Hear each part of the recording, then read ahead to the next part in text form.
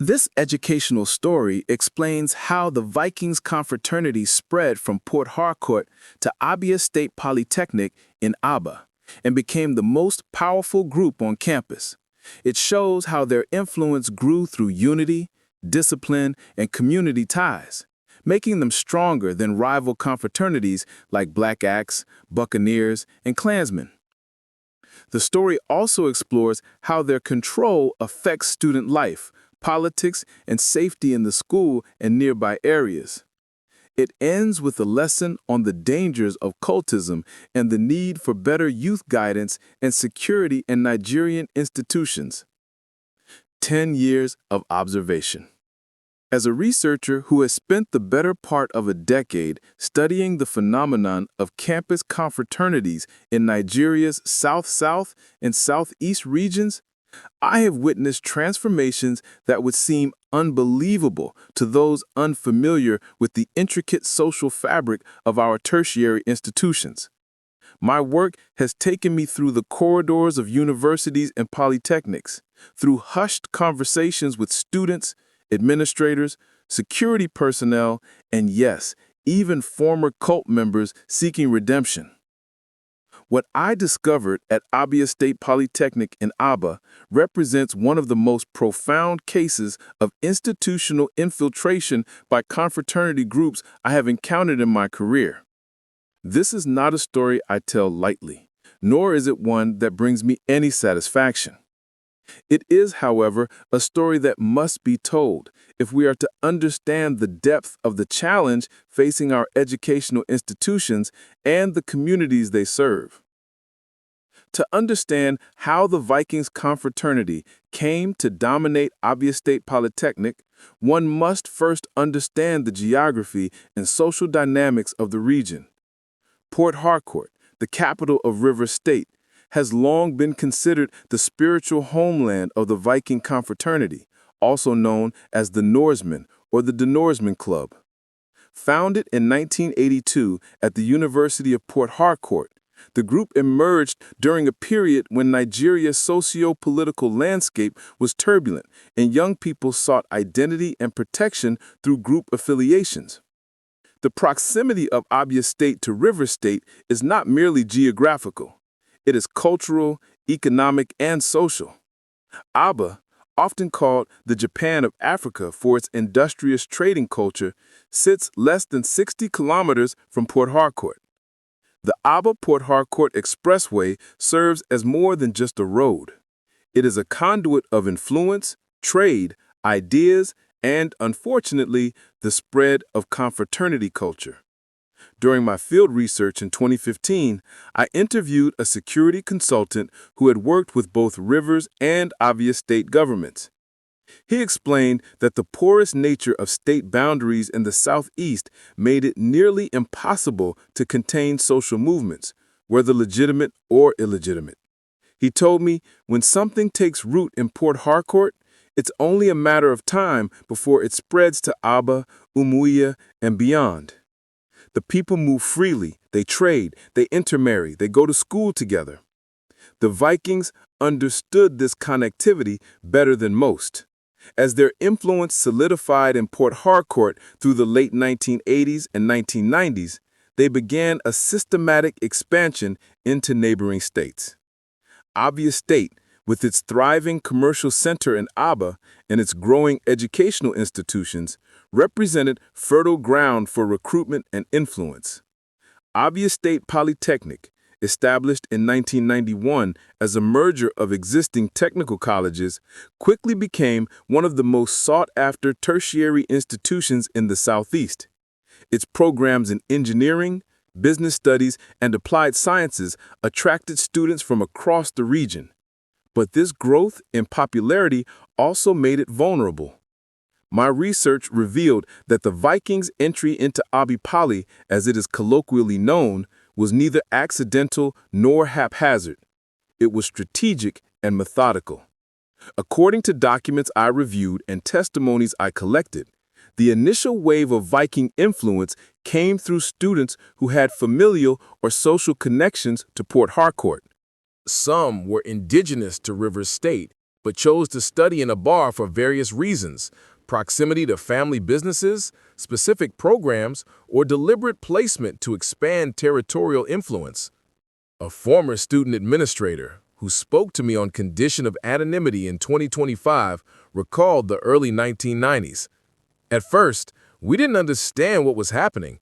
We had always had student groups, social clubs, ethnic associations, but something changed around 1993, 1994. Some students began carrying themselves differently. They had symbols, colors, gestures. They commanded respect, or was it fear, from other students. When we investigated, we found connections back to Port Harcourt. The Vikings employed several recruitment strategies that proved devastatingly effective in the polytechnic environment. Unlike universities, where students might be more dispersed across faculties and campuses, the Polytechnic's compact structure created a pressure cooker environment where influence could be concentrated and maintained more easily.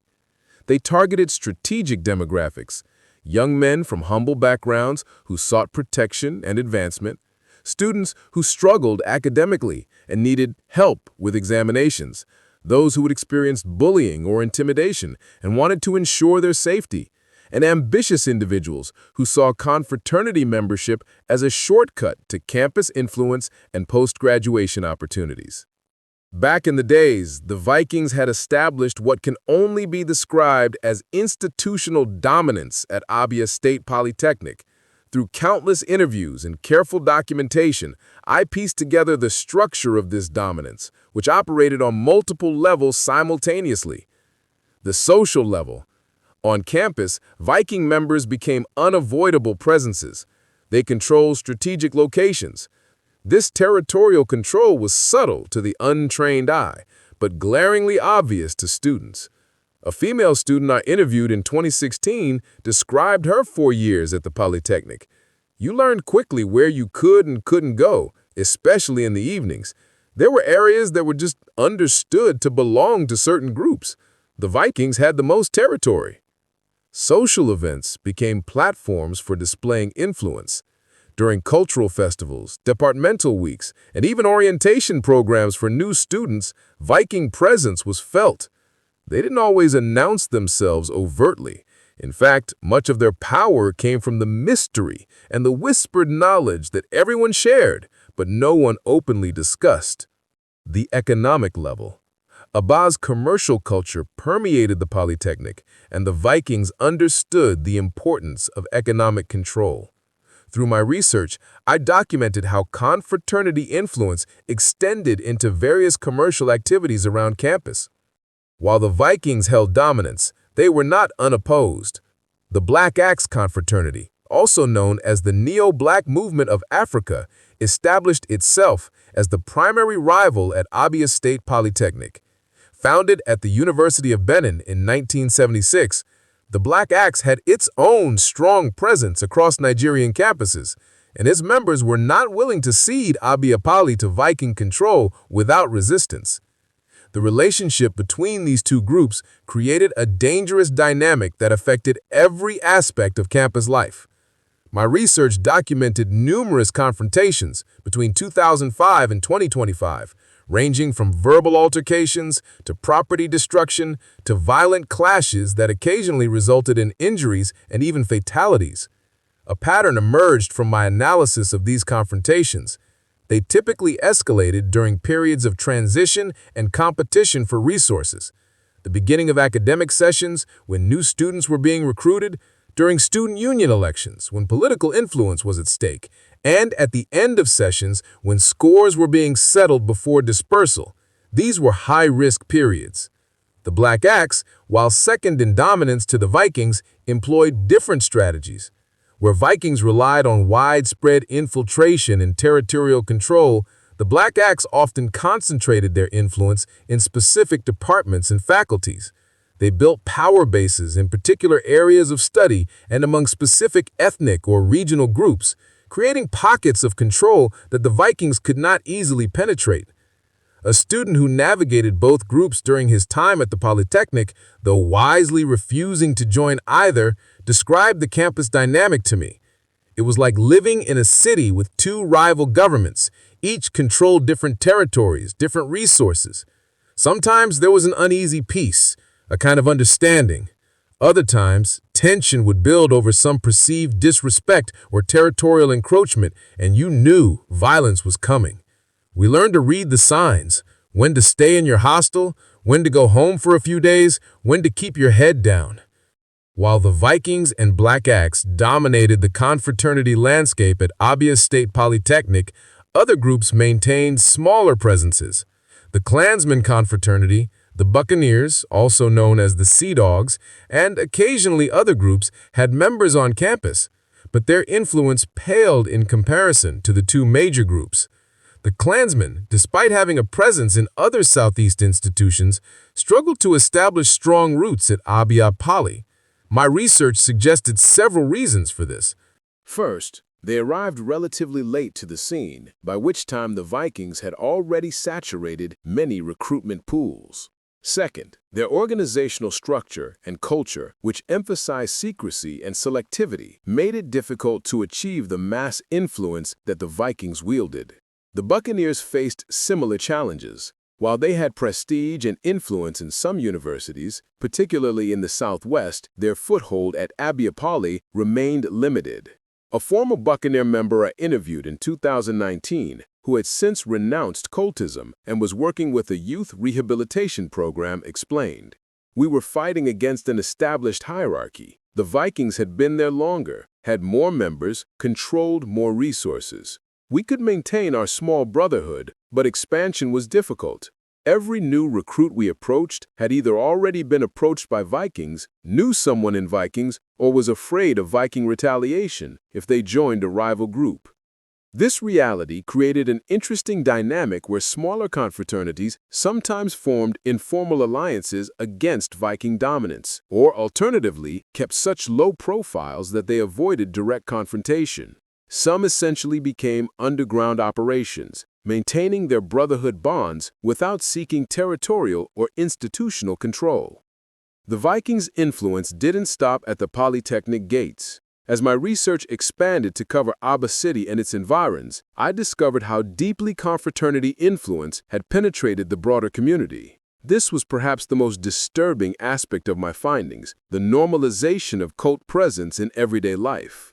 Abia, with its vibrant markets, dense population, and economic opportunities, provided numerous avenues for confraternity influence. I documented connections between campus cult members and various sectors of urban life, commercial transportation, market associations, entertainment venues, and even security outfits. A market trader in Ariaria International Market, one of Abia's largest commercial centers, described to me how young men known to be Vikings received special consideration.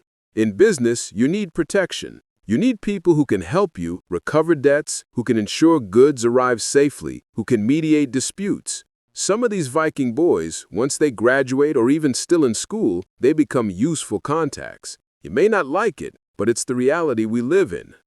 This economic utility created a cycle of legitimization. Young men joined confraternities partly because they saw older members who had translated their membership into economic and social capital. A landlord with properties near the Polytechnic told me candidly, "I have rented to Viking members. They pay well, they bring other tenants, and nobody troubles my property. I know what they are, but I'm a businessman. The police can't protect my investment, but these boys can."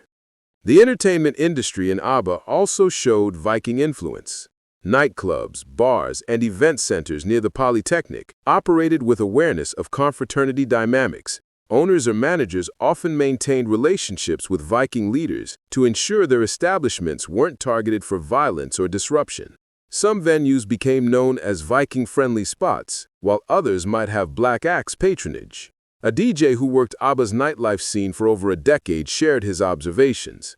You learn to recognize them, the way they move in groups, how other people give them space, the respect or fear they command. The Vikings were everywhere in Abia's night scene. They didn't always cause trouble. In fact, sometimes their presence kept other troublemakers in check. But you always knew they could switch if something upset them.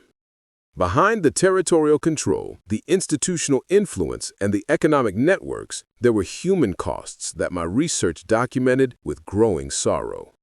Every statistic represented a life altered, a family devastated, a future compromised. I interviewed families who had lost sons to confraternity violence. A mother in Abia, whose 22-year-old son was taken down in a cult clash in 2014, told me through tears. He was studying electrical engineering. He was supposed to graduate that year. Someone recruited him, told him he needed protection, that membership would help him get good grades and job opportunities after school. 3 months later, he was down. For what? For territory? For respect? For some imagined brotherhood? The academic casualties were equally tragic. Bright students who became consumed by cult activities and lost focus on their studies. Individuals who accumulated academic debts and prolonged their programs by years. Talented young people who developed criminal records that would haunt them for life. A youth counselor working with at-risk students at the Polytechnic shared case files with me, with identifying information removed. I've seen students who entered here with distinctions from secondary school, full of promise and ambition. 2 years later, they're struggling to maintain a pass average because they're more committed to their confraternity than their education. The saddest part is most joined seeking security and advancement, but membership actually destroyed their prospects. The psychological toll was harder to quantify, but no less real. Students who lived in constant fear, unable to fully enjoy their educational experience. Young women who faced harassment or unwanted attention from cult members. Innocent individuals caught in crossfire during clashes. Families who sent their children to school with hope and received them back with trauma. I also documented stories of former members who successfully left cult life, a difficult and dangerous process. One young man, now a businessman in Abia, described his journey out. Leaving wasn't easy. You don't just resign. I had to relocate to another state for 2 years, change my number, cut ties with people I'd considered brothers. I lost time, money, and relationships, but I'm alive and I'm free. Many of my former associates are down, in prison, or still trapped in that cycle. How did Abia State Polytechnic and relevant authorities respond to this confraternity dominance? My research revealed a complex picture of efforts that ranged from genuine attempts to intervention to ineffective policies, to in some cases, complicity through inaction. The Polytechnic administration implemented various measures over the years: security increases, especially during high-risk periods, anti-cult campaigns featuring lectures and awareness programs, disciplinary actions against identified cult members, collaboration with law enforcement for arrests and prosecutions, and screening processes meant to identify and reject cult members during admissions. However, these efforts faced significant challenges. A former security officer at the Polytechnic explained the difficulties. We would identify cult members, even arrest some, and they would be released within days. Some had connections to powerful people, politicians, businessmen, even traditional rulers. Others had families who could afford good lawyers. The most we could do was expel them from school, but that didn't stop them from operating around campus or recruiting new members. The Abia state government, to its credit, passed anti-cultism legislation and periodically launched crackdowns. I obtained reports of several major operations between 2010 and 2019 where security forces raided suspected cult hideouts, arrested members, and prosecuted offenders. These operations would temporarily reduce visible cult activity, but the fundamental structures of influence remained intact. Until we address the root causes, poverty, lack of opportunity, weak institutions, the glorification of violence, and shortcuts to success, we're just managing the problem, not solving it. Some lecturers and administrators worked heroically to resist confraternity influence. They refused to be intimidated, maintained academic standards regardless of student affiliations, and actively mentored young people away from cult involvement. However, they often did so at personal risk and without adequate institutional protection. A lecturer who had taught at Abia Poly for 15 years before transferring to another institution told me, "I reported cult activities, I failed students who deserved to fail regardless of their affiliations, I spoke out at meetings about the problem. I received threats, notes slipped under my office door, phone calls from unknown numbers. Once, my car was scratched. The administration appreciated my stand, but couldn't guarantee my safety. Eventually, I had to leave for my family's sake. To understand why Viking Confraternity achieved such dominance at Abia State Polytechnic, one must consider broader social and economic contexts in Nigeria, particularly in the southeast and south-south regions. The period of Viking expansion coincided with increasing economic hardship for many Nigerian families. The structural adjustment programs of the 1980s and 1990s, military dictatorships, corruption, and economic mismanagement created a context where traditional pathways to success seemed blocked. For many young men from poor or middle-class backgrounds, conventional hard work no longer seemed to guarantee advancement. Confraternities offered alternative pathways, or at least the promise of them. They provided instant identity, brotherhood, protection, and access to networks that could be leveraged for economic gain. The militarization of Nigerian society during decades of military rule also created a culture where violence was normalized as a means of achieving objectives. Young people grew up in a context where those with weapon and the willingness to use force often prevailed. Confraternities, with their military-style structures and violent initiation rites, mirrored the broader society's power dynamics. Additionally, the erosion of traditional community structures, extended family systems, village councils, age-grade associations created identity vacuums that confraternities filled. For young men who migrated from rural areas to urban centers like Aba for education, confraternities offered instant community and belonging. The peculiar culture of Aba itself, entrepreneurial, hustling, pragmatic, result-oriented, also played a role.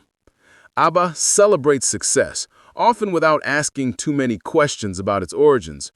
This created an environment where former cult members who achieved economic success could be rehabilitated in public perception simply through wealth accumulation. A community elder in Aba reflected on this dynamic. We used to have values that emphasized character and legitimate achievement. Now, once you have money, people forget how you got it. Young boys see former cult members driving big cars, building houses, marrying beautiful women, and they want the same. The moral foundation has weakened. What was daily life actually like for ordinary students at Abia State Polytechnic under Viking dominance? Through extensive interviews, I compiled a picture of the subtle and not so subtle ways confraternity influence shaped the student experience. For many students, especially those from outside Abia State or without prior knowledge of confraternity culture, the first weeks on campus were disorienting. They had to learn unwritten rules, which areas to avoid at certain times, how to respond if approached for recruitment, what symbols and colors signified what groups, how to navigate social situations where cult members were present. Male students faced more direct pressure. Recruitment typically intensified during the first semester, when new students were most vulnerable. The approaches varied. Some were friendly and subtle, emphasizing brotherhood and opportunity. Others were more aggressive, using intimidation or creating problems that membership would solve. Students developed various survival strategies. Some maintained studied neutrality, being friendly with everyone but committed to no one. Others aligned themselves loosely with powerful members without formally joining, serving as peripheral associates who could call on protection if needed. Some joined purely for defensive reasons, choosing Vikings specifically because they were dominant and offered the best protection against rival groups. Most students navigated their years at Abia Poly without joining confraternities and without becoming victims of violence. They developed resilience and street wisdom, learned to read social situations carefully, and built support networks among fellow non-affiliated students. While confraternities were predominantly male organizations, their influence significantly affected female students at Abia State Polytechnic. My research documented various dimensions of this gendered impact. Some female students faced harassment or unwanted attention from cult members who felt entitled to their interest. The power dynamics were inherently unequal. A young woman who rejected advances from a Viking member might face retaliation or rumors, while accepting attention might draw her into a dangerous world of cult politics and violence. Female students I interviewed described navigating these dangers like, you had to be diplomatic. You couldn't just say, "I don't like you," to someone known to be a Viking. You'd say you had a boyfriend, or you'd be friendly but distant, or you'd avoid places where you might encounter them alone. It was exhausting, always calculating how to protect yourself. After years of researching confraternity influence in Nigerian tertiary institutions, with Abia State Polytechnic representing one of the most striking cases, I am left with complex conclusions. The Viking dominance there is neither mysterious nor inevitable. It resulted from specific historical, geographical, social, and economic factors that converged in particular ways. Understanding this phenomenon requires moving beyond simplistic narratives of good versus evil or law enforcement versus criminals. Confraternities like the Vikings filled real needs for identity, protection, belonging, and economic opportunity, even as they created far greater problems than they solved. Their dominance reflected broader institutional failures, economic inequalities, and social fragmentations in Nigerian society.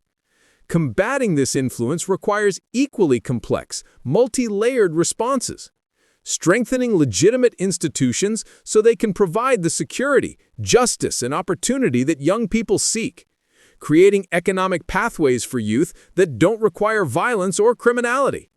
Building educational cultures that value learning over shortcuts and certificates.